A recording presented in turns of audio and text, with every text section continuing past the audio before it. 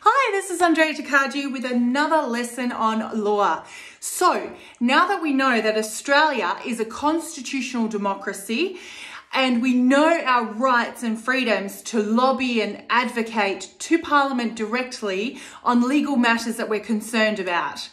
And now that we know our common law human rights stemming from a natural law jurisprudence, we can now think about how law is made and of course then where to access those laws. So I did a previous video specifically on how law is made. Just a quick summary again, first, second, third readings are found on the parliamentary website. For example, if it's a WA legislation, go to wa.gov.au. And those are really important in relation to the debates on the legislation themselves from the member who introduced the bill and then of course from the opposition as well. If it is federal legislation, it's aph.gov.au. First, second, third readings gives you an understanding of why the law was introduced. The explanatory memorandum is also very important and it goes into the legal reasoning, human rights justifications and why this law needs to exist and how it benefits us as a society. Then you have, once the bill goes through first, second, third readings and receives royal assent, it's now actually an act. It's no longer a bill. So then it gets transformed into a different database. So it's a legislation.gov.au website or Austly. So those are two really important websites you can access law in and also do your Google search on particular legislation you're looking for. You can either do a subject matter search or of course if you know the title, name of the law, just watch out for the jurisdiction. Always look out for that. Is it WA, South Australia, Tassie, New South Wales, or is it federal, CTH, Commonwealth? So search your legislation in the right jurisdiction. And also be careful of the date. Have amendments been made to these laws? Are you reading the most recent law? So those are some ways you can access legislation. Now, in relation to reading law, of course, within the legislation itself, the contents page is really important for you to navigate through what particular area of that particular act you're looking at. Often, the first few sections of any act goes through definitions of words, key definitions, and these are really imperative to understand in the context of this particular legislation. So go to the definitions, figure out what keywords you're looking for and looking at.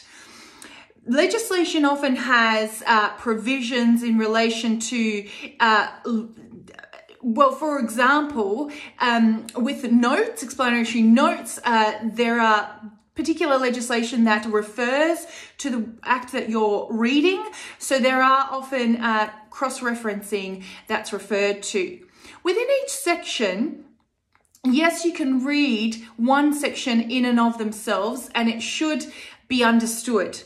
But with all legislation, one section is used to interpret another section within that law and often cross-reference with other laws. That's why law gets so complicated.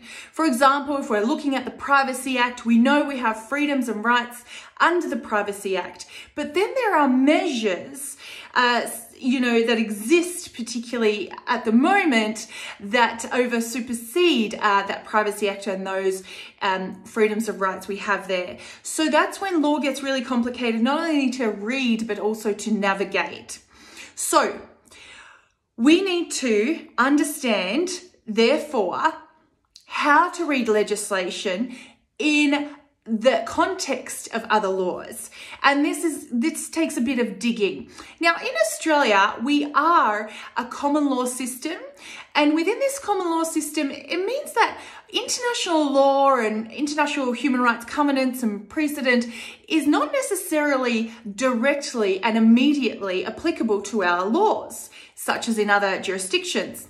In fact, in Australia, these international human rights charters and conventions and declarations need to be written within the domestic legislation for them to be applicable. So this means that if, For example, International Covenant of Civil and Political Rights is not specifically introduced into our domestic laws. It doesn't necessarily apply immediately. So there are sometimes impediments and barriers to that.